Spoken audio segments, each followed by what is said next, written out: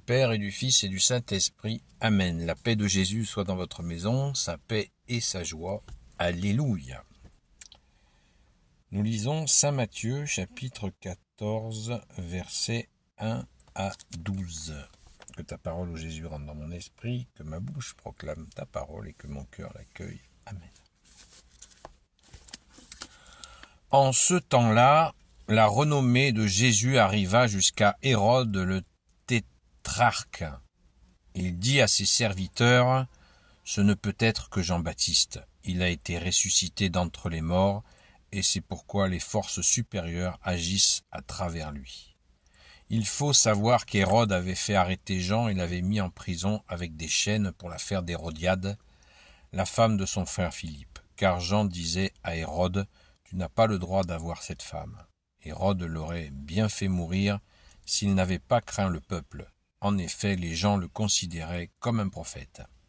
Mais voici qu'arrive l'anniversaire d'Hérode, la fille d'Hérodiade vient danser au milieu des invités, et elle plaît tellement à Hérode qu'il jure de lui donner tout ce qu'elle demandera. Poussée par sa mère, elle répond « Donne-moi ici sur un plat la tête de Jean-Baptiste. » Le roi est très ennuyé car il a juré à tous les invités du banquet son témoin. Alors il commande de la lui donner. Il envoie un garde pour le décapiter, pour décapiter Jean dans sa prison. La tête est apportée sur un plat et donnée à l'adolescente qui la remet à sa mère. Après cela, les disciples de Jean vinrent prendre son corps pour l'ensevelir, puis ils portèrent la nouvelle à Jésus. Lorsque Jésus connut la nouvelle, il s'éloigna et partit discrètement avec la barque vers un lieu désert. Mais la foule l'apprit et les gens vinrent des villes à pied pour le rejoindre. En débarquant, Jésus vit cette foule nombreuse. Il eut pitié d'eux et il guérit leurs malades. Merci Jésus. Alléluia. Béni sois-tu, Saint Jean-Baptiste, Saint Martyr. Eh bien, Saint Jean-Baptiste est très proche de Jésus, nous le savons, puisque la cousine, quand la Sainte Vierge va voir sa cousine Élisabeth qui porte dans son ventre, quand Marie, notre Sainte Mère, est enceinte de Jésus, le 3e mois, elle va rencontrer Sainte Élisabeth qui elle-même est enceinte de Saint Jean-Baptiste. Et vous connaissez ce moment magnifique où l'enfant tressaille d'allégresse quand Marie rentre dans la maison, quand la Sainte Vierge rentre dans la maison en étant enceinte de Jésus, eh bien l'enfant tressaille d'allégresse dans le corps de Sainte Élisabeth, la cousine de la Sainte Vierge. Donc, vous voyez, la proximité de parenté est évidente.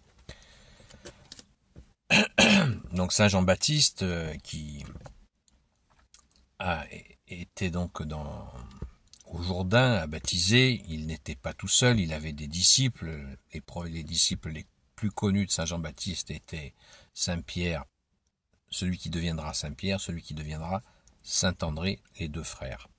D'ailleurs, c'est ces deux personnes que Saint Jean-Baptiste enverra, ces deux futurs apôtres, que Saint Jean-Baptiste enverra auprès de Jésus pour lui demander, comme ça, direct, sans détour, « Es-tu le Messie ?» Parce que il y a 400 ans que le peuple hébreu attendait le Messie, et il y avait un paquet de faux Messies. Alors ils ont été lui demander, et Jésus leur a répondu, « Les aveugles voient, les sourds entendent, les muets parlent, et même les boiteux marchent, et même les morts ressuscitent. » Donc quand ils ont entendu ça, ils ont compris, bon il n'y a pas photo, parce que les messies bidons ne font pas de miracles, n'ont pas d'œuvre. Donc ils sont revenus vers Saint Jean-Baptiste pour lui dire, ça y est, on sait que celui qui fait partie de ta famille, eh bien, c'est lui, le Messie tant attendu. Alléluia. C'est toujours douloureux cet épisode d'assassinat, appelons les choses par leur nom, parce que Hérode était donc un tyran. Là, il devait être certainement bourré lors de la cérémonie, et voilà, que ces gens-là se permettent des choses comme ça, parce qu'il y a une gamine qui l'a demandé, ça fait peur. Enfin, ça fait peur, c'est assez écœurant, quoi. Surtout qu'il y avait une rancœur, puisque Saint Jean-Baptiste lui avait dit, non, tu peux pas Tu peux pas prendre la femme de ton frère, ça se fait pas, c'était contraire totalement à la loi juive, évidemment. La loi de Moïse, évidemment. Donc, c'est un épisode douloureux. Nous savons que, bien sûr, Jésus en a été affecté de cette sordide histoire. Et naturellement, les disciples de Saint Jean-Baptiste ont rejoint Jésus. Tout à fait naturellement, bien sûr, puisque celui qu'ils suivaient a été assassiné. Donc, rendons grâce. Merci Jésus, merci pour Saint Jean-Baptiste, qui est cette charnière entre l'Ancien et le Nouveau Testament. Rappelons sans cesse que Saint Jean-Baptiste disait « Je ne suis pas l'époux ». Je ne suis pas le Christ, je ne suis pas le Messie, parce que certains croyaient qu'il était le Messie. Saint Jean-Baptiste a cette belle phrase, j'invente rien, c'est dans l'Évangile, il dit « Je ne suis pas l'époux, je suis l'ami de l'époux, et en tant qu'ami de l'époux, ma joie est complète, ma joie est parfaite, et nul ne pourra me l'enlever. » C'est une des plus belles déclarations d'amour pour Jésus, parmi tant d'autres, que nous ayons dans l'Évangile. Donc Saint Jean-Baptiste, on l'appelait le précurseur, celui qui annonce Jésus.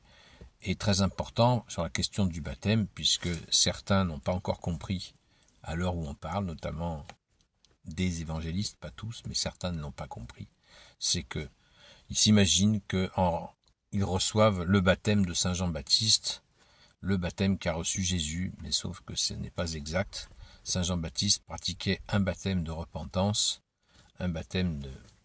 donc les gens étaient lavés, ils venaient pour être pardonnés de leurs fautes, et la symbolique de l'eau était de les laver de leurs péchés, mais ce n'était pas un baptême d'esprit, comme Saint Jean-Baptiste l'a dit lui-même.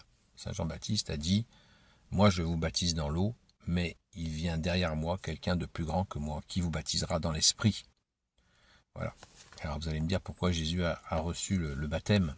Alors, pourquoi pourquoi? Eh bien, très simplement parce que ce moment de baptême a été un moment pour que la Sainte Trinité se manifeste. Quand Jésus est descendu dans l'eau, Saint Jean-Baptiste s'est approché et Jésus lui a dit « Laisse faire ». Là, la voix du Père a retenti dans le ciel. Celui-ci est mon Fils unique. En lui est toute ma confiance, toute ma joie. Écoutez-le.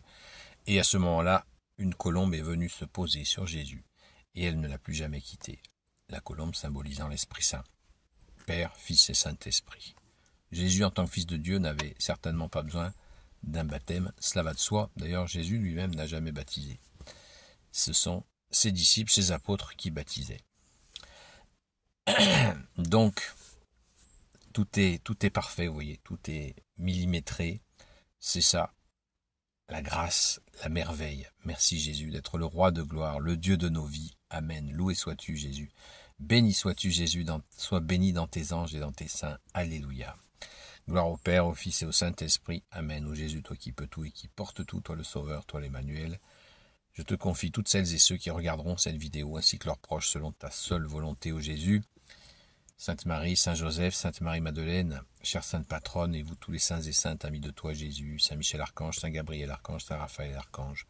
Merci, je vous confie toutes celles et ceux qui regarderont cette vidéo, ainsi que leurs proches. À très vite.